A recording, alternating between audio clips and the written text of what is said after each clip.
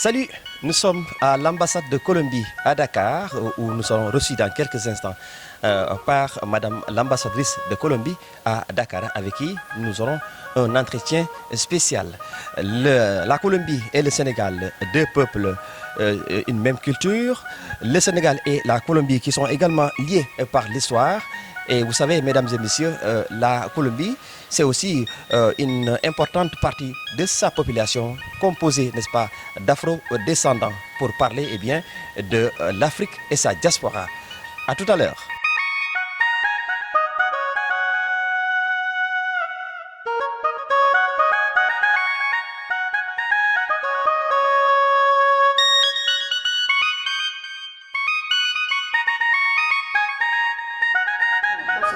Mais encore merci, Excellence, de nous avoir accordé vraiment ce temps pour les échanges. Toujours, la Colombie est prête à dialoguer, à tendre des ponts. Oui. Et c'est la vocation de ce grand pays qu'on appelle Colombie.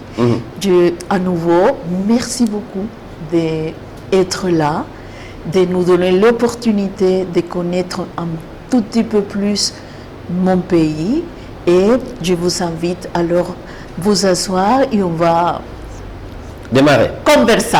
Merci beaucoup. Merci, à tout à l'heure. Mesdames et messieurs, bonsoir. C'est avec un immense plaisir que nous vous recevons dans cette émission. Un entretien spécial avec Madame Claudia Mosquera Rosero. Elle est l'ambassadrice de la République de Colombie à Dakar. Bonsoir, Madame. Bonsoir, et chers journalistes, Messieurs Sagne, vous êtes bienvenus à mon pays. Parce qu'une ambassade est un pays. Absolument. Alors, vous êtes bienvenue à la République de Colombie. Et merci, Madame, pour vraiment cet accueil chaleureux. Alors, ma première question est de savoir, vous êtes présente, vous avez ouvert votre ambassade, n'est-ce pas, de Colombie à Dakar, je vous le disais tantôt, en tant que représentante, n'est-ce pas, diplomatique. Comment trouvez-vous d'abord le peuple sénégalais? C'est une très jolie question. Oui. Le peuple sénégalais. Oui. La première chose que moi, femme noire colombienne, reconnais du peuple sénégalais, c'est sa patience. On vit dans un monde où être patient, avoir la patience est presque inconnu. Et je trouve que c'est une qualité. Ici, avec le peuple sénégalais, j'ai appris que la patience, c'est une forme d'intelligence. Tout à fait. Que je valorise beaucoup. C'est un peuple pacifique, je le dis toujours. Oui. Et c'est un peuple qui, dans la vie courante, pas dans le discours public, et essaye que les conflits soient réglés de la meilleure manière. Et ça, on le sent dans la vie quotidienne. Je veux, peuple sénégalais, que vous sachiez que ce n'est pas partout de la même manière. Tout à fait. Et je apprécie beaucoup le sens et la pratique de la solidarité. de la hospitalité qui a le peuple sénégalais.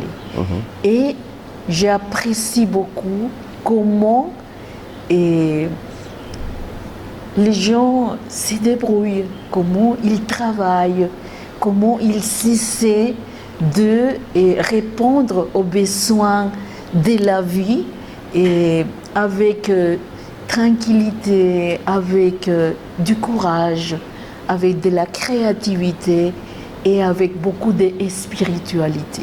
C'est des choses que j'apprécie réellement du peuple sénégalais. Voilà. Au-delà de cette appréciation, que faut-il retenir en termes de bilan après moins d'1 an de présence ici au Sénégal? Et bon, la première chose que je veux partager avec vous et les personnes qui sont en train de nous voir, c'est que je suis arrivée ici en 24 mai de l'année 2024. Il n'y avait rien, c'est-à-dire nous n'avions pas d'ambassade, il n'y avait pas de résidence officielle et trouver toutes ces choses-là, c'est un travail énorme. Et un travail où les premiers mois, j'étais toute seule. Il n'y avait pas une personne ni une équipe derrière. Alors il y a une bonne partie de ces premières étapes que j'étais toute seule. Après est arrivée Madame Ana Maria Valencia Mosquera, avec laquelle nous avons fait tout ce travail. Qu'est-ce que nous avons fait pendant 10 mois? D'abord, créer une ambassade, c'est tisser des liens explicites, mais des liens invisibles. C'est créer des relations diplomatiques avec le ministère des Affaires étrangères, avec la primature, avec la présidence et avec tous les ministères. Et ce n'est pas quelque chose qui est dans un protocole. C'est quelque chose qu'on tisse. C'est comment faire comment il s'appelle ce qu'on fait ici, une pagne. C'est la même attitude. C'est fil par fil, ça fait avec des soins et c'est fait avec beaucoup de conversations. Et qu'est-ce que nous avons sorti de tout ça? Et que nous avons les conditions pour tisser des liens profonds et forts qui vont reposer sur la culture, logiquement, mais aussi sur une nouvelle manière de faire, une nouvelle manière de faire la coopération, une nouvelle manière de voir un pays comme la Colombie et qui est ressemblable économiquement au Sénégal. Et une manière de parler de coopération sud-sud et une nouvelle manière de nous voir comme des pays pairs, comme des pays qui appartiennent à ce qu'on appelle le Sud global. Et tout ça, pour que ce ne soit pas des mots, il faut les réfléchir. Et il faut les mettre en place. Et c'est ça que nous avons fait pendant tous ces 10 mois. C'est tisser et tisser, dialoguer et nous mettre d'accord sur où nous voulions parler et nous voulions travailler pas seulement dans le présent mais à long terme. Alors, le Sénégal et la Colombie, deux peuples mais une même culture. Pouvez-vous retracer, Excellence, les liens historiques qui existent entre la Colombie et le Sénégal? Et une bonne partie de la population colombienne est d'origine afrodescendante. Et nous avons des discussions très fortes avec l'organisme statistique. En Colombie, il s'appelle DANE, le département administratif des statistiques. D'accord. Parce que le DANE, c'est-à-dire les chiffres officiels, parlent de 10% de la population. Et le mouvement social qui a ses propres statistiques parle de 25%. D'accord. Alors nous sommes entre la chiffre officielle qui dit vous êtes 10% de la population et les chiffres des mouvements et des organisations qui disent non, on est 25% de la population. Oui. Et il faut reconnaître que ce n'est pas facile cette pratique de la auto-reconnaissance. Oui. De dire oui, je suis une personne d'ascendance africaine. Ce n'est pas quelque chose de facile à faire pour beaucoup. Oui. Et alors, il y a un lien historique. Il y a un lien historique qui remonte à la traite transatlantique, où des gens qui sont des Africains mis en esclavage, qui sont partis d'ici, et ont allé de l'autre côté de l'Atlantique, Oui. et ont créé de nouvelles sociétés. D'accord. Et dans une saga épique, parce que imaginez-vous ce qui signifie être arraché d'un territoire et aller dans un autre lieu à reconstruire tout. La vie, la parenté, les spiritualités, les connaissances. C'est une histoire qu'il faut valoriser, Oui. parce que des fois, quand on rentre dans le troupeau de la victime, on ne voit pas Oui. et les choses grandieuses qui ont construit de l'autre côté de l'Atlantique et les Africains mis en esclavage qui sont partis d'ici. Nous avons fait de manière institutionnelle ce petit brochure D'accord. qui s'appelle « Il n'y a que la mer qui nous sépare » et reconnexion entre le Sénégal et sa diaspora historique Oui, tout à fait. afro-colombienne. Les personnes qui voudront le lire, c'est une brochure très facile à lire. Oui, absolument. Et ils peuvent nous dire Oui. je suis intéressé à la voir et on va l'envoyer même à leur maison. Tout à fait. Vous avez ce petit document à votre disposition. Et je voulais seulement vous raconter que cette phrase qui est entre guillemets, il n'y a que la mer qui nous sépare, et je l'ai entendu plusieurs fois, chaque fois que je prie le Django. Parce que quand je suis arrivée ici, nous n'avions pas une voiture officielle. Oui. Et chaque fois que les conducteurs me demandaient « Vous venez d'où ?»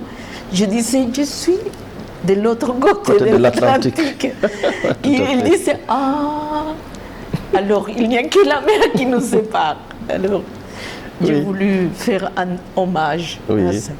Tout à fait. Et ça, c'est important. Alors, Excellence, donc au-delà même du fait que vous venez de retracer l'historique de ces deux pays, aujourd'hui, comment se porte un bilatéral entre la Colombie et le Sénégal? Bon, notre vice-présidente, c'est Madame Francia Marquez. Oui.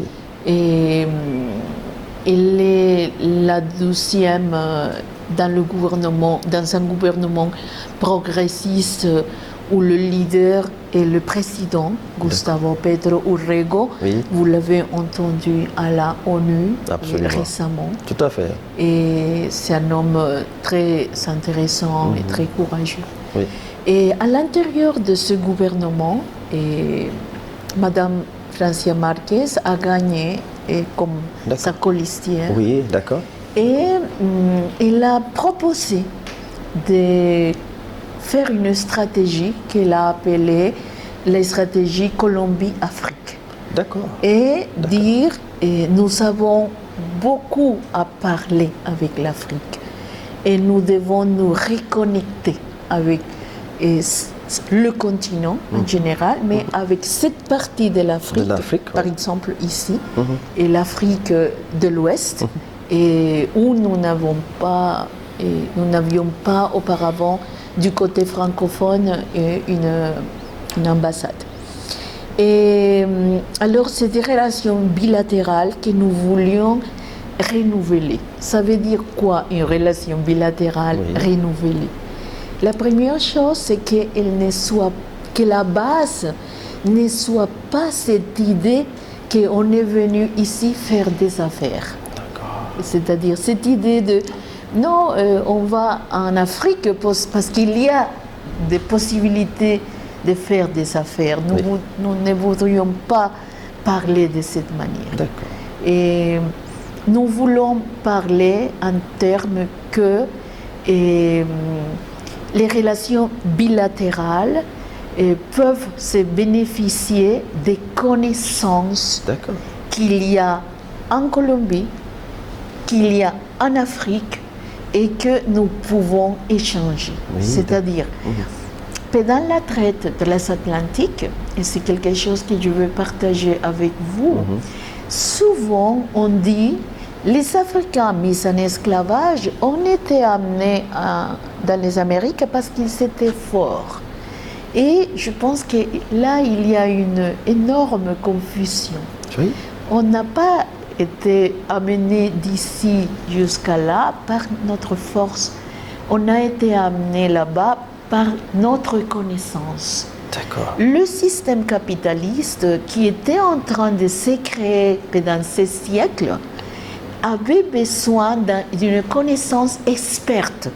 Ça fait que d'ici sont partis des Africains qui connaissaient le travail de l'or, qui connaissaient le travail du fer, qui connaissaient comment traiter les bétails, les ovins, les caprins, qui savaient cultiver le riz, le mil, qui avaient des connaissances à ce moment de l'histoire de l'humanité, c'était des connaissances de pointe. Et c'est ça qui est allé de l'autre côté. Maintenant, nous voulons répatrier beaucoup de connaissances qui sont allées là-bas et les réamener ici. Et dans le cadre de la relation bilatérale. Dans quel domaine?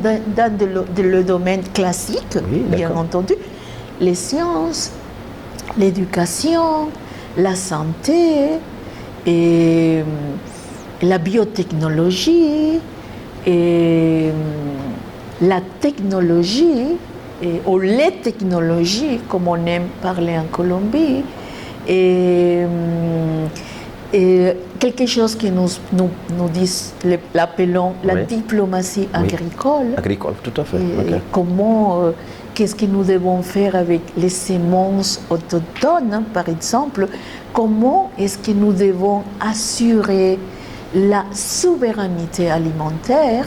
En Colombie, on parle peu de la sécurité alimentaire et nous préférons, comme on nous a appris, les populations paysannes, aborigènes et afrodescendantes, à parler plutôt de la souveraineté alimentaire. Et sur comment on peut gérer de la meilleure manière la biodiversité, comment construire des sociétés autour de la gouvernance de l'eau. Et une nouvelle approche de à qui appartiennent les ressources naturelles. Et on propose au Sénégal un autre dialogue, un dialogue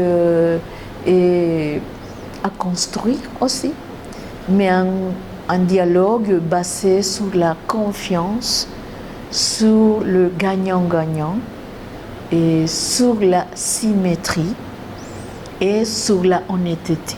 D'accord. Alors, c'est peut-être une manière de parler, n'est-ce pas, des différents axes de coopération qui seront donc signés entre le Sénégal et la Colombie. Oui. D'accord. Et vraiment, c'est ce qui est extrêmement important parce que la coopération aujourd'hui entre ces deux nations, au-delà même des similitudes et des aspects historiques que vous venez de dire, mais je pense qu'il y a des domaines assez importants tels que l'agriculture, l'éducation, la santé qui sont là et pour ces deux peuples également. Oui, je pense que réellement les personnes qui viendront après moi. Oui, tout à fait. Et j'espère qu'ils vont continuer avec cet esprit-là, Tout à fait. parce que c'est comme ça que Oui. nous avons conçu et cette relation Oui. avec cette partie Oui. de l'Afrique.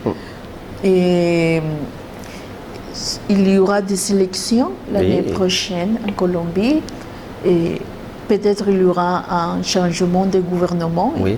Et peut-être ça peut continuer, on ne sait Oui, pas. parce que des c'est la élections. continuité également. Ouais. Mais ça serait bien que vous sachiez qu'au début, parce que finalement c'est des émissions qui après c'est des documents historiques. Oui.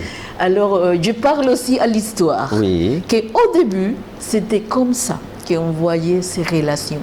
Si elles changent avec les années qui viendront, ça sera le fruit des nouvelles dynamiques et de l'humanité ou des nouvelles dynamiques géopolitiques ou des nouvelles orientations de politique externe. Mais dans le gouvernement progressiste qui incarne Gustavo Petro Urrego et Francia Márquez Mina, c'est comme je viens d'expliquer que nous voyons cette nouvelle manière d'interagir. Tout à fait. Alors, parlons, Excellence, de similitudes, puisqu'on parle, n'est-ce pas, de l'Afrique et sa diaspora. Y a-t-il des similitudes, n'est-ce pas, à tout point de vue, entre le Sénégal et la Colombie? Oui. Il y a des similitudes et dans les valeurs. Oui.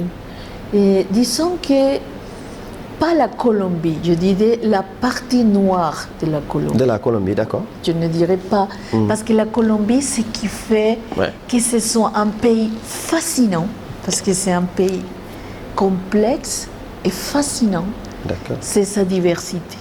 Oui, sa diversité. C'est un pays divers. Et ça fait sa richesse également. Ça, c'est sa richesse. Oui, oui. Et les Colombiens, on est très fiers de ça. Et de voir cette différence culturelle et régionale comme partie de nous, et que c'est ça qui fait notre originalité et notre grâce. Tout à fait. Oui, c'est ça.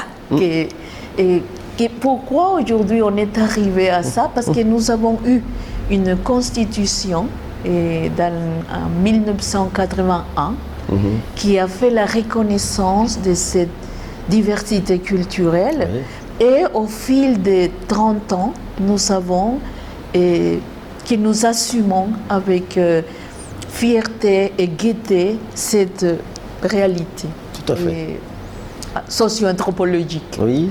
Et je pense que la partie noire en Colombie a la même éthique devant la famille. Tout à fait. Vous savez que pour la culture noire, la famille reste un lieu de solidarité, un lieu de responsabilité. On est responsable de notre famille et des anciens. Un respect pour les anciens, un respect pour la parole donnée et un respect pour nous-mêmes, qui des fois est vu comme arrogance.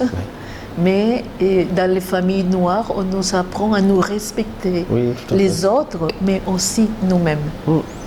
Et une sens de la solidarité. Et en Colombie, nous avons une relation avec le corps qui est différente au reste des populations.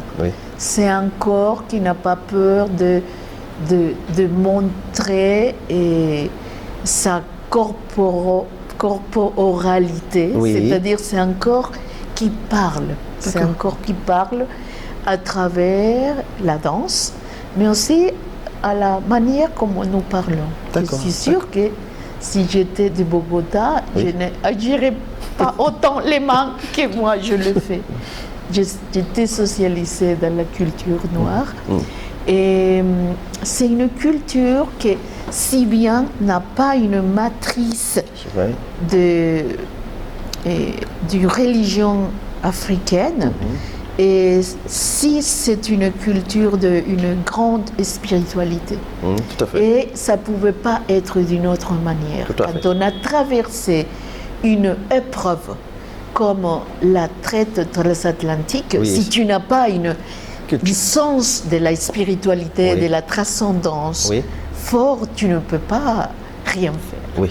Alors, Excellence, parlons de cette visite de Madame la vice-présidente, n'est-ce pas, de Colombie, très attendue en Afrique de l'Ouest et dans le Sénégal. Et dans quel cadre s'inscrit cette visite? Bon, elle vient parce qu'elle est Oui. celle qui a créé les stratégies Colombie-Afrique. Ah oui, tout à fait. Et pour elle, ouvrir ce qui est là et mis beaucoup de son capital politique pour que ce soit une réalité. Oui. Alors elle vient voir, elle ne connaît pas qu'est-ce que nous avons fait pendant toute cette période. Oui. Et nous sommes... et alors elle vient, Oui. elle va parler une deuxième fois avec le président Diomaye Faye. Elle va rencontrer le Premier ministre Ousmane Sonko et elle va parler avec le nouveau ministre des Affaires étrangères. Tout à fait. Et nous allons signer des mémorandums d'entente. D'accord. Et nous avons, elle va aller en Gorée. Et elle va lire une déclaration politique Oui. ici. Pleine d'histoire. Et elle va Gorée. parler Oui. des réparations historiques. Ah, d'accord. Comment nous voyons que c'est un sujet qui nous tient à cœur en Colombie et que vous savez que les réparations historiques Oui, pour la mise en esclavage, c'est un sujet que la Union africaine a mis Oui.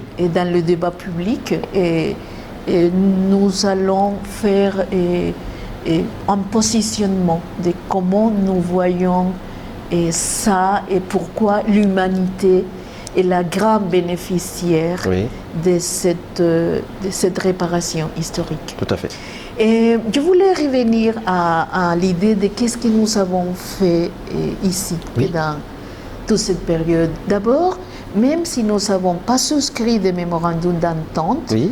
et il y a des fonctionnaires du ministère de l'Agriculture et des femmes rurales qui sont allés en Colombie dans le cadre de notre agence de coopération. Oui, Ils ont d'accord. été là-bas 10 jours pour apprendre comment nous menons le débat sur la autonomisation économique des femmes Oui, rurales ce qui est et important, de la hein. propriété rurale Tout à fait. Tout à fait. et des femmes. Excellence, nous arrivons au terme de cet entretien et merci. Ça a été vraiment un énorme plaisir pour moi, effectivement, d'avoir cet entretien donc, autour des questions extrêmement importantes de l'heure entre le Sénégal et le Venezuela d'une part, mais aussi l'Afrique mère et sa diaspora. Non, c'est Venezuela, non, Colombie. Vous avez dit. Justement, oui, entre le Sénégal et la Colombie d'une part, et l'Afrique mère et sa diaspora colombienne. Merci. Non, pues, regardez, je seulement Oui. vous remercie de Oui. cette visite, Oui. de m'avoir permis de montrer qu'est-ce que nous avons fait jusqu'alors et de parler de ce sujet. Et le sujet de drogue n'est pas un sujet colombien, ça touche l'Afrique. Oui, tout à fait. Le dernier rapport des Nations Unies Oui. montre comment la drogue est en train de transiter par ici Oui. et comment la C'est consommation toute une chaîne de drogue, internationale, oui. de cocaïne est en train d'augmenter en D'accord. Afrique. D'accord. Ça fait que ce n'est pas à moindre affaire. Oui, tout à fait. Mais je voudrais finir avec la culture, Oui. que c'est le terrain où je me sens mieux. Oui, Et je voudrais vous montrer absolument. comment un artiste de rue colombien, Ouais. qui est très connu, qui s'appelle Guache, est venu ici, et jour avant l'inauguration que ça était le 5 décembre de l'année dernière. D'accord. Et il a fait un mural. On qu'il aimerait bien appelait découvrir. Il s'appelle Reconnexion. Absolument. Bien sûr, je serai très heureuse Oui. de vous le montrer. Donc, si on vous y va? voulez, on passe. Absolument. Ok. Voilà, en attendant, mesdames On et messieurs, attend. on va dire au revoir à nos téléspectateurs et donc on se donne rendez-vous très prochainement et en vous laissant avec ces belles images, n'est-ce pas, de l'artiste colombien, n'est-ce pas. Au revoir. Au Et je revoir. rappelle que nous avions comme invité son Excellence Madame l'ambassadrice de Colombie à Dakar, Madame Claudia Mosquera Rosero, avec qui nous avons eu vraiment cet entretien. Encore une fois, merci. Merci à vous. À tout à l'heure. Donc, Et ouais. l'ambassade de Colombie, c'est un espace ouvert. Oui. Étudiants, femmes au foyer, fonctionnaires, Tout le monde, hein. tout le monde Merci est beaucoup. bienvenu dans cette maison. Merci beaucoup. Donc, à tout à l'heure. hein. À tout à Donc, oui, Alors- avec ces images, ces belles Oui, images. je vous racontais Oui. qu'il y a un artiste de rue Oui. qui est venu ici. Oui. Il s'appelle Wache. Oui, d'accord. Wache a voulu faire un apport Oui. à ce projet de pays. Oui, Et il est venu ici 10 jours et il a fait ça. c'est ça. Le centre. C'est ces ça, images c'est ça. Oui. Alors, du côté gauche, Oui. du côté du cœur, Oui. il y a un Afro-Colombien Oui. qui vient dans son bateau. Regardez le drapeau. Bon, on peut Il y est là. arriver. Hein. Le drapeau est là. Mhm. Et c'est un bâton des rêves. Ok. C'est on appelle un bâton magique. D'accord. Et ce mot, Oui. Madre de Dios, Oui. dans la culture noire colombienne, quand quelqu'un est en train de chercher son destin, D'accord. on dit cette personne est en train de chercher sa Madre de Dios. D'accord. Alors on a pris Et cela, de là. ce tableau représente cela, effectivement. Représente un Afro-Colombien Oui, qui oui. se rencontre avec sa mère Oui. Afrique. Oui, parce que je vois, si on peut nous Alors montrer là, l'image, il oui. y a une. C'est- Alors c'est- lui, allez-y, il allez-y. vient, Oui, il vient avec sa guayabera, Oui. que c'est une chemise caribéenne Oui. généralement. Oui. Il vient avec son bateau. Son bateau, oui. Nos bateaux de pêche sont comme ça. absolument, d'accord. Il vient avec le colibri, que c'est le symbole de Oui. la Colombie. Il vient avec les papillons jaunes. Nous avons en Colombie le Oui. même phénomène qu'ici. Oui, d'accord. Et ici, il y a un moment de l'année où Oui. il y a des papillons Oui. blancs. Ça, on qui- les voit. est- On les perçoit, oui, effectivement. On l'a aussi dans les Caraïbes. Ah, ben, c'est- Alors, mais ils sont jaunes D'accord. là-bas. Ouais. Alors, on a amené nos colibris, Oui. nos rêves. Et c'est un moyen de transport, que c'est un moyen de transport très associé à la culture noire colombienne. Tout à fait. Et ils se rencontrent par la mer avec l'Afrique. Oui, la partie bleue qui illustre, qui Ça, c'est la mer. montre, c'est la mer. Hein? C'est la mer. Ouais, et Ça, c'est la l'autre mer. côté de l'Atlantique. Exactement. Oui, tout à fait. Mais ça, c'est fait, Oui. la rencontre s'est faite de Oui, ce côté. absolument. de l'Atlantique. Parce que là, Alors, il y a cette dame, que c'est une dame Diola. ah, Diola, Elle est dans la Diola, partie sud c'est, avec- du Sénégal. Exactement, avec ce type d'embarcation, Oui. avec la manière comment on embellit ce type de bateau. Il y a beaucoup des anthropologues qui ont dit que la manière comme les lébous pêchent ici est ressemblable à la manière comment les populations noires colombiennes Oui. pêchent. C'est pourquoi on parlait de similitude tout à l'heure. Exactement. Donc, Guéréjeff, Jeff, y hasta la próxima. hasta, La próxima. hasta la próxima. Donc, à la prochaine fois, c'est bien. Oui, c'est ça. Merci beaucoup.